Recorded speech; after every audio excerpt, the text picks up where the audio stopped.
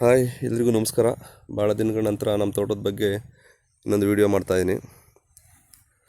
Last year ನಮ್ಮ ತೋಟದಲ್ಲಿ ಯಾವ ಥರ ಡ್ರಿಪ್ ಇರಿಗೇಷನ್ನ ಸೆಟ್ ಮಾಡ್ಬೋದು ಅಂತ ತೋರಿಸಿದ್ದೆ. ಈ ವರ್ಷ ಸ್ಪ್ರಿಂಕ್ಲರ್ ಇರಿಗೇಷನ್ನ ನಮ್ಮ ತೋಟಕ್ಕೆ ಸೆಟ್ ಮಾಡ್ತಾಯಿದ್ದೀನಿ. ಅದ್ರ ಬಗ್ಗೆ ಈ ವಿಡಿಯೋದಲ್ಲಿ ತೋರಿಸ್ತಾ ಹೋಗ್ತೀನಿ. ನಾನು ಈ ವರ್ಷ ಈ ಪೈಪುಗಳನ್ನ ಜೋಡಿಸೋದಕ್ಕೆ ಪರ್ಮನೆಂಟಾಗಿ ಪ್ಲ್ಯಾನ್ ಮಾಡಿದ್ದೀವಿ. ಹಾಗಾಗಿ ಏನು ನಾವು ಗುಂಡಿ ಓಡಿಸ್ಬೇಕಲ್ಲ, ಅಂದರೆ ಟ್ರಂಚ್ ತೆಗಿಸ್ಬೇಕಲ್ಲ, ಅದನ್ನು ನಾವು ಆರೆಗುದ್ಲಿ ಯೂಸ್ ಮಾಡ್ಕೊಂಡೇ ತೆಗ್ಸಿದ್ವಿ. ಏನಕ್ಕೆಂದರೆ ಒಳಗಡೆ JCB ಇಲ್ಲ ಸಣ್ಣದು ಏನು ಟ್ರ್ಯಾಕ್ಟ್ರೆಲ್ಲ ಬರ್ತದೆ, ಅದು ಯಾವುದೂ ಹೋಗೋಕ್ಕಾಗಲ್ಲ ಒಳಗಡೆ. ಆಲ್ರೆಡಿ ತುಂಬ ಗಿಡಗಳಿದ್ದಾವೆ. ನಾವು ಮ್ಯಾನ್ಯುವಲಿ ಆರೆಗುದ್ಲಿ ಯೂಸ್ ಮಾಡ್ಕೊಂಡು, ಅಂದರೆ ಜನಗಳಿಂದ ಈ ಟ್ರಂಚನ್ನ ತೆಗ್ಸಿದ್ದೀವಿ. ಟ್ರಂಚನ್ನು ಜಸ್ಟ್ 1 ಅಡಿ ಅಷ್ಟೇ ತೆಗ್ಸಿರೋದು, 1 ಅಡಿ ಅಥವಾ 3/4 ಅಡಿ ಇದೆ ಅಷ್ಟೇ. ನಮ್ಮದು ಆಲ್ರೆಡಿ ಝೀರೋ ಕಲ್ಟಿವೇಷನ್ ಇದೆ. ನಾವೇನು ಏನು ಮಾಡಲ್ಲ. ಮತ್ತು ನಾವು ಬ್ರಷ್ ಕಟ್ರಿಂದ ಮಾತ್ರ ಕಳೆ ತಿಕ್ಕೋತೀವಿ. ಹಾಗಾಗಿ ಒಳಗಡೆ ಓಡಾಡ್ಬೇಕಾದ್ರೆ ನಮ್ಮ ಕಾಲಿಗೆ ಸಿಗಬಾರ್ದು ಅಂದ್ಬಿಟ್ಟು ಸ್ವಲ್ಪ 1 ಅಡಿ 3/4 ಅಡಿ ಅಷ್ಟು ಗುಂಡಿ ತಿಕ್ಸಿ ಅದರೊಳಗಡೆ ಪೈಪ್ ಮುಚ್ಚಿಸ್ತೀವಿ. ನೋಡಿ, ಈ ಥರ ಆಲ್ರೆಡಿ ನಾವು ಪೈಪ್ಗಳು ಹೋಗಿದೆ.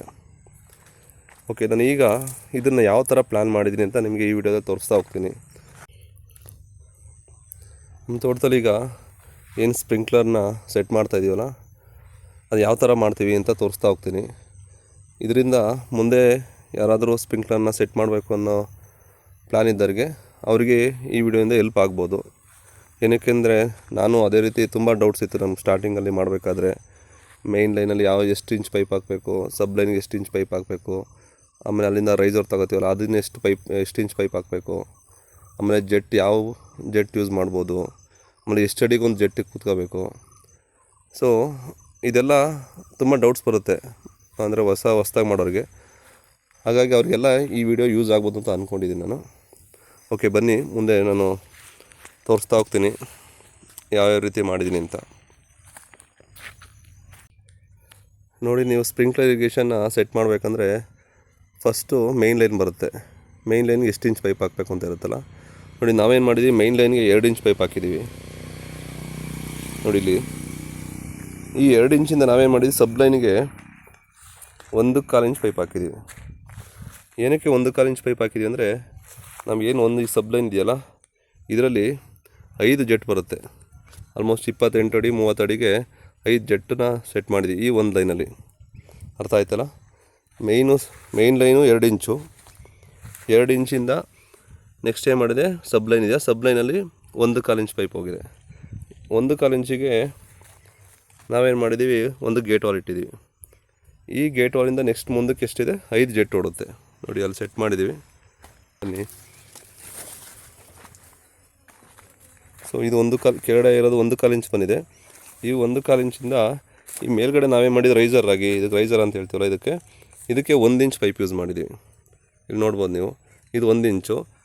ಇಲ್ಲಿಂದ ನಾವೇನು ಮಾಡಿದ್ವಿ, FT ಹಾಕ್ಕೊಂಡು ಇಲ್ಲಿ ಜೆಟ್ಸ್ ಕೂರಿಸಿದ್ದೀವಿ. ಸೊ ಅದೇ ರೀತಿ ಹಿಂಗೆ ಕಂಟಿನ್ಯೂ ಆಗುತ್ತೆ. ನೋಡಿ, ಅಲ್ಲೊಂದಿದೆ. ಈ ಥರ ಈ ಲೈನಲ್ಲಿ 5 ಜೆಟ್ ಬರುತ್ತೆ ನಮಗೆ. ಸೊ ಇದೊಂದು ಜೆಟ್ ಆಯಿತು. ಬನ್ನಿ, ಇನ್ನೊಂದು ಜೆಟ್ ತೋರಿಸ್ತೀನಿ. ಆ ಥರ ನೋಡಿ, ಇದು 1/4 ಇಂಚೆ ಪೈಪಲ್ಲಿ ಹೋಗ್ತಾಯಿದೆ. 1/4 ಇಂಚ್ ಹೋಗಿದೆ ಇಲ್ಲಿ. ನೆಕ್ಸ್ಟ್ ಏನು ಮಾಡಿದ್ದೀವಿ, ಇಲ್ಲಿಗೆ 1 ಇಂಚ್ ರೈಸರ್ ಹಾಕ್ಕೊಂಡಿದ್ದೀವಿ, 1 ಇಂಚ್ ಪೈಪು. ಆಮೇಲೆ ನೆಕ್ಸ್ಟ್ ಇದು ಜೆಟ್ ಹಾಕಿದ್ದೀವಿ. ಏನಕ್ಕೆ 1 ಇಂಚ್ ಸಬ್ ಲೈನ್ ಅಂದರೆ, ಆ ಜೆಟ್ ಏನು 30 ಅಡಿ 35 ಅಡಿ ನೀರು ಆರುತ್ತಲ್ಲ, ಆಗ ಅದು ತೂರಾಡಬಾರ್ದು ಅಂತ.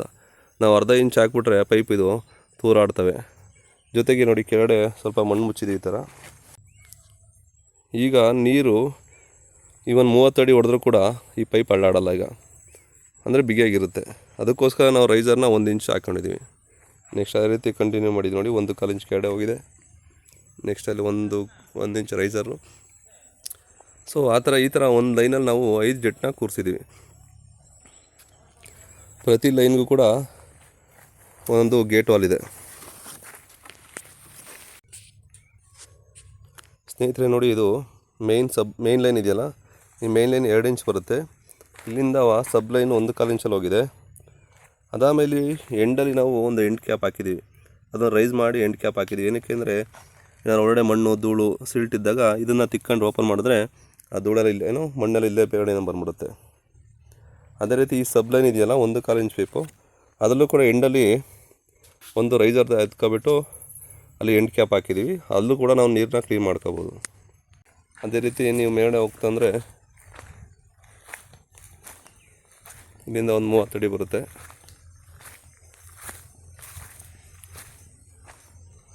ಇಲ್ಲೊಂದು ಸಬ್ಲೈನ್ ಇದೆ ನೋಡಿ, ಇದು ಅಷ್ಟೇ.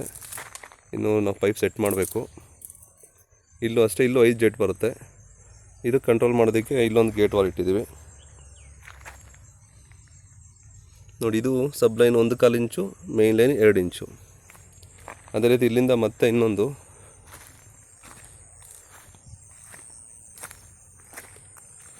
ನೋಡಿ, ಇನ್ನೊಂದು ಸಬ್ಲೈನು ಇಲ್ಲೋಗಿದೆ. ಇದಕ್ಕೂ ಅಷ್ಟೇ ನಾವು ಇನ್ನೂ ಸೆಟ್ ಮಾಡಿಲ್ಲ ಜೆಟ್ಟುಗಳನ್ನ ಯಾವುದನ್ನೂ, ಜಸ್ಟ್ 1.25 ಇಂಚ್ ಪೈಪ್ ಎಳೆದು ಬಿಟ್ಟಿದ್ದೀವಿ ನೋಡಿ. ಅದನ್ನು ಕಂಟ್ರೋಲ್ ಮಾಡೋದಕ್ಕೆ ಒಂದು ಗೇಟ್ ವಾಲ್ ಇದೆ. ನಾವು ಸಬ್ಲೈನ್ನ ಎಲ್ಲಿ ತೊಗೊಂಡೋಗಿದ್ದೀವಿ ಅಂದರೆ ನೋಡಿ, 2 ತೆಂಗು ಬರುತ್ತಲ್ಲ, 2 ತೆಂಗಿನ ಮಧ್ಯೆ ನೋಡಿ ಇಲ್ಲೊಂದು ತೆಂಗಿದೆ, ಇಲ್ಲೊಂದು ತೆಂಗಿದೆ. ಇವೆರಡರ ಮಧ್ಯೆ ಅಡಿಕೆ ಸಾಲಿದೆ ನಮ್ಮದು. ಈ ಅಡಿಕೆ ಸಾಲು ಪಕ್ಕದಲ್ಲಿ ನಾವು ಸಬ್ಲೈನ್ನ ತಗೊಂಡೋಗಿದ್ದೀವಿ. ಅದ್ರ ಮಧ್ಯೆ ಒಂದೊಂದು ಜೆಟ್ ಇಡ್ತಾ ಹೋಗ್ತೀವಿ. ಏನಕ್ಕೆ ಅಂದರೆ ಏನು ತೆಂಗಿನಿಂದ ಬೀಳೋಂಥ ಗರಿ ಇರುತ್ತಲ್ಲ, ಅದು ಜೆಟ್ ಮೇಲೆ ಬಿದ್ದು ಜೆಟ್ ಹಾಳಾಗಬಾರ್ದು ಅಂತ ಈ ಸೆಂಟ್ರ್ ಸಾಲಲ್ಲಿ ತಗೊಂಡೋಗಿದ್ವಿ ಸಬ್ಲೈನ್ನ.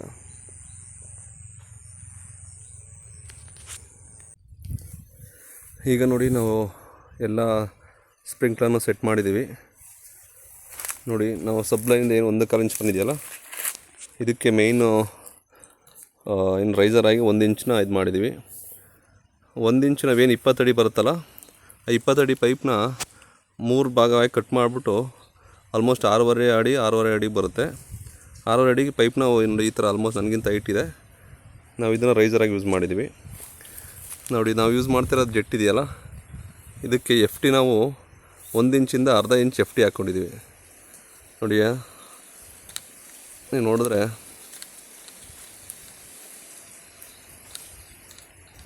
ನೋಡಿ, ಇದು ಅರ್ಧ ಇಂಚ್ ಬರುತ್ತೆ. ನಾನು ಯೂಸ್ ಮಾಡ್ತಿರೋಂಥ ಜೆಟ್ಟು ಜೈನ್ ಇರಿಗೇಷನ್ದು ನೋಡಿ, 5022 ಬರುತ್ತೆ.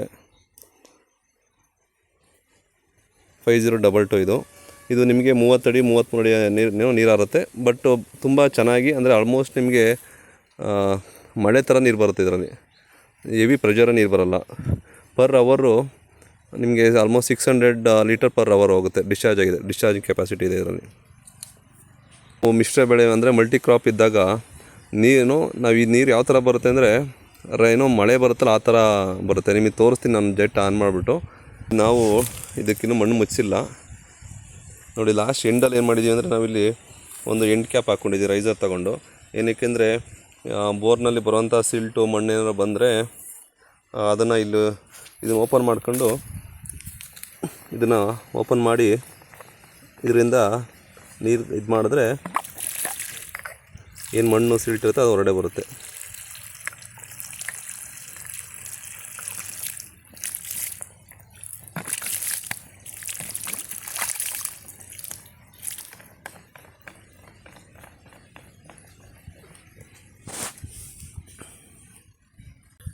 ನೋಡಿ, ನಾನು ತೋರಿಸಿದ್ನಲ್ಲ ಈ ಜೈನ್ ಇರಿಗೇಷನ್ ಜೆಟ್ಟು, ಇದನ್ನು ಡಿಸ್ಚಾರ್ಜಿಂಗ್ ಕೆಪಾಸಿಟಿ ಕಡಿಮೆ ಇದೆ. ಬಟ್ 30 ಅಡಿ 33 ಅಡಿ ತನಕ ನೀರಾರುತ್ತೆ.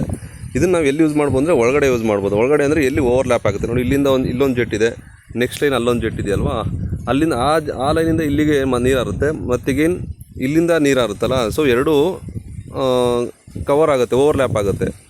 ಅಲ್ಲಿ ನೀವು ಈ ಜೆಟ್ಟನ್ನು ನೀವೇನು ತೋರಿಸಿದ್ನಲ್ಲ ಇದನ್ನು ಯೂಸ್ ಮಾಡಿ. ಬಟ್ ಎಲ್ಲಿ ಈಗ ಲಾಸ್ಟ್ ಎಂಡಲ್ಲಿ ಆಮೇಲೆ ಸೈಡು ಒಂದು ಸೈಡ್ ಇರುತ್ತಲ್ಲ, ಒಂದು ಸೈಡ್ ಬೀಳುತ್ತಲ್ಲ, ಅಲ್ಲಿ ನೀವು ನಾನು ತೋರಿಸ್ತೀನಿ ನೆಕ್ಸ್ಟು 3/4 ಇಂಚ್ ಎಫ್ ಟಿ ಹಾಕ್ಕೊಂಡು ಒಂದು ಸ್ವಲ್ಪ ಅಂದರೆ ಈ ಶೈನ್ ಜೆಟ್ಟು ಆ ಥರ ಬರ್ತಾವಲ್ಲ ಅದನ್ನು ಯೂಸ್ ಮಾಡಿ. ಯಾಕೆಂದರೆ ಅದರಲ್ಲಿ ಡಿಸ್ಚಾರ್ಜಿಂಗ್ ಕೆಪಾಸಿಟಿ ಜಾಸ್ತಿ ಇರುತ್ತೆ, ಆಲ್ಮೋಸ್ಟ್ 1400 ಲೀಟರ್ ಪರ್ ಅವರ್ ಇರುತ್ತೆ. ಅದನ್ನು ಯೂಸ್ ಮಾಡಿ. ಎಲ್ಲೆಲ್ಲಿ ಓವರ್ಲ್ಯಾಪ್ ಆಗುತ್ತೆ ಅಲ್ಲಿ ನೀವು ಇದನ್ನು ಈ ಜೈನ್ ಇರಿಗೇಷನ್ ಜೆಟ್ ಯೂಸ್ ಮಾಡ್ಬೋದು. ಇದು ಸ್ವಲ್ಪ ಕಾಸ್ಟು ಆಲ್ಮೋಸ್ಟ್ ನನಗೆ 130 ರೂಪಾಯಿ ಬಿತ್ತು. ಲೋಕಲಾಗೂ ಸಿಗ್ತವೆ, ಅದನ್ನು ನೀವು ಚೆಕ್ ಮಾಡಿ ಬೇಕಿದ್ರೆ. ಸ್ನೇಹಿತರೆ ನೋಡಿ, ನಾವೀಗ ಎಲ್ಲ ಜೆಟ್ಗಳನ್ನ ಕನೆಕ್ಟ್ ಮಾಡಿ ನೀರು ಆನ್ ಮಾಡಿದ್ದೀವಿ. ಯಾವ ಥರ ಓಡ್ತಾ ಇದೆ ನೋಡಿ. ಇದು ಜೈನ್ ಇರಿಗೇಷನ್ದು ಜೆಟ್ ಎಷ್ಟು ಚೆನ್ನಾಗಿ ಯಾವ ಥರ ಮಳೆ ಥರ ಬರ್ತಾಯಿದೆ.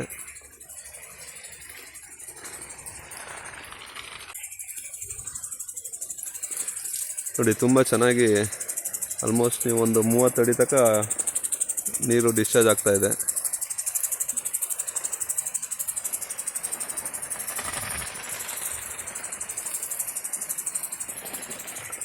ನೋಡಿ ಅಲ್ಲಿ ನೋಡ್ಬೋದು ಇನ್ನೊಂದು ಜೆಟ್ ಓಡ್ತಾ ಇದೆ ಅಲ್ಲಿ.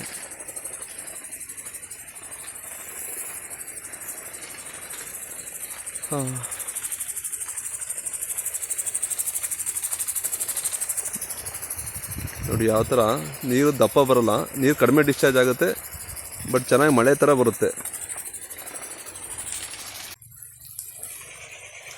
ನೋಡಿ ಎಷ್ಟು ದೂರ ಬೀಳ್ತಾಯಿದೆ, ಆಲ್ಮೋಸ್ಟ್ 30 ಅಡಿ ನೀರು ಹೊಡಿತಾ ಇದೆ, ಬಟ್ ನೀರು ಕಡಿಮೆ ಬೀಳುತ್ತೆ. ಸೊ ಪರ್ ಅವರ್ ಆಲ್ಮೋಸ್ಟ್ ಒಂದು 600 ಲೀಟರ್ ಪರ್ ಅವರ್ ಹೋಗುತ್ತೆ. ಹಾಗಾಗಿ ನೀರು ಮಳೆ ಥರ ಬರುತ್ತೆ, ನಿಮಗೆ ಭೂಮಿ ಮೇಲೆ ತುಂಬ ಪ್ರೆಷರ್ ಬೀಳಲ್ಲ. ಸೊ ಲೈಟಾಗಿ ರೈನ್ ಆದಂಗೆ ಆಗುತ್ತೆ. ನೋಡ್ಬೋದು ಅಲ್ಲೂ ಅಷ್ಟೇ.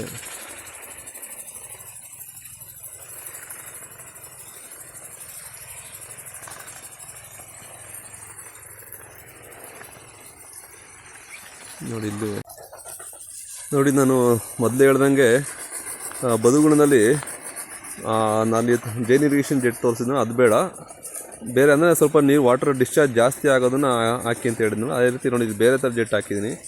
ಇದು ನೋಡಿ ಸ್ವಲ್ಪ ವಾಟರ್ ಆಲ್ಮೋಸ್ಟ್ ನಿಮಗೆ 1300-400 ಲೀಟ್ರ್ ಪರ್ ಅವರ್ ಡಿಸ್ಚಾರ್ಜ್ ಆಗುತ್ತೆ. ಇದನ್ನು ನೋಡಿ ಬದುನಲ್ಲಿ ಹಾಕಿದ್ದೀನಿ ನಮಗೆ. ಇದು ನಮ್ಮ ತೋಟದ ಎಂಡು ನೋಡಿ. ಈ ಥರ ಲಾಸ್ಟ್ ಎಂಡಲ್ಲಿ ಈ ಥರ ವಾಟರ್ ಸ್ವಲ್ಪ ಜಾಸ್ತಿ ಡಿಸ್ಚಾರ್ಜ್ ಆಗೋವಂಥ ಜೆಟ್ನ ಹಾಕಿದ್ವಿ. ಯಾಕೆಂದರೆ ಒಂದು ಸೈಡ್ ಇರುತ್ತಲ್ಲ, ಸೊ ಅದು ಕವರ್ ಆಗುತ್ತೆ ಸ್ವಲ್ಪ ನೀರು ಜಾಸ್ತಿ ಬಂದು. ಈಗ ನೋಡ್ಬೋದು ಅಲ್ಲೊಂದಿದೆ ಜೆಟ್ಟು.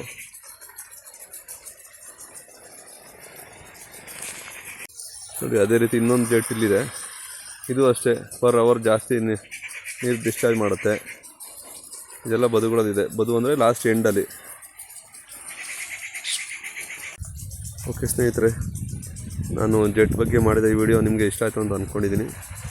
ಏನಾದರೂ ಇದ್ದರೆ ಕಮೆಂಟ್ಸ್ ಹಾಕಿ, ಹಾಗೆ ನಮ್ಮ ಚಾನಲ್ನ ಸಬ್ಸ್ಕ್ರೈಬ್ ಮಾಡಿ, ಶೇರ್ ಮಾಡ್ಕೊಳ್ಳಿ. ನೆಕ್ಸ್ಟ್ ವಿಡಿಯೋ ಸಿಗೋಣ. Thank you, bye.